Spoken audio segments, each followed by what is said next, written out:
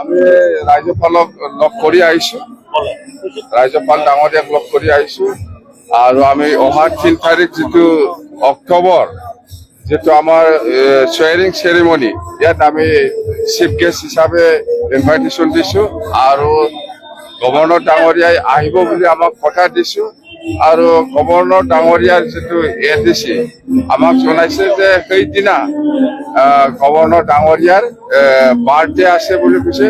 তো আমি কৈছো আমাৰ তাতে বিটিচিতে আমি একেলগে সেলিব্ৰেট কৰিম গভৰ্ণৰ ডাঙৰীয়াৰ যেটো বাৰ্থডে। মুখ্যমন্ত্ৰীক সাক্ষাৎ কৰিব আজি, মুখ্যমন্ত্ৰীকো সাক্ষাৎ কৰিব আজি 6টা বজাত চিফ মিনিষ্টাৰ ডাঙৰীয়াই আমাক এপইণ্টমেণ্ট দিছে, আমি ইনভাইটেশ্যনৰ কাৰণে আমি যাম। ফলাফলৰ পাছত এইটো প্ৰথমবাৰ সাক্ষাৎ হ'ব নেকি? ফলাফলৰ প্ৰথম 5 বছৰৰ বেছি সময় হ'ল চিফ মিনিষ্টাৰ ডাঙৰীয়াৰ লগত মই আজিহে প্ৰথম।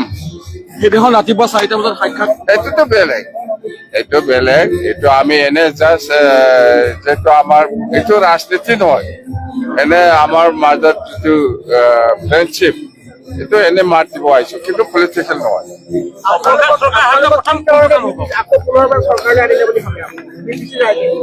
বিটিসি ৰাইজে আনিলে মানে বিটিসি ৰাইজে নিশ্চয় আমাৰ বিপ্লৱ দলৰ যিটো প্ৰতিশ্ৰুতি বা আমাৰ যিটো ইস্তাহাৰ ইয়াৰ সেইটো দেখি পেলাই নিশ্চয় ছেটিছফাইড হৈছে।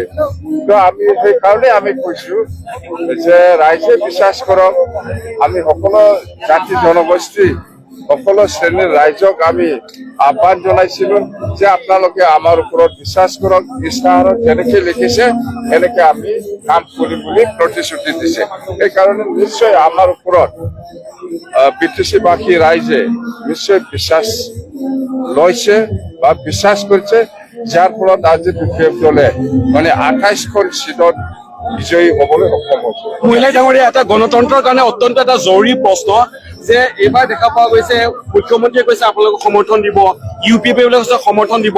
আপুনিতো 5 বছৰত বিৰোধীত বহিলে বিটিসিত, কিন্তু বিৰোধীওতো ভূমিকা আছে। এতিয়া বিটিসিত বিৰোধী নোহোৱা হৈ যাব নেকি, যিটো গণতন্ত্ৰৰ কাৰণে অত্যন্ত প্ৰয়োজন? যোৱাকালি চিফ মিনিষ্টাৰ ডাঙৰীয়াও আমাক মিডিয়াৰ থ্ৰুদি আমি যিটো গম পাইছে, চিফ মিনিষ্টাৰ ডাঙৰীয়াই যিটো ক'লে আৰু প্ৰমোদ বড়ো এইটোৱে ক'লে যে আমাক সমৰ্থন কৰিব।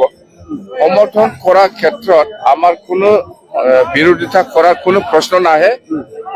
আমাক সমৰ্থন কৰিবলৈ আগবাঢ়ি আহিছে, আমি ৱেলকাম জনাইছে। ধন্যবাদ।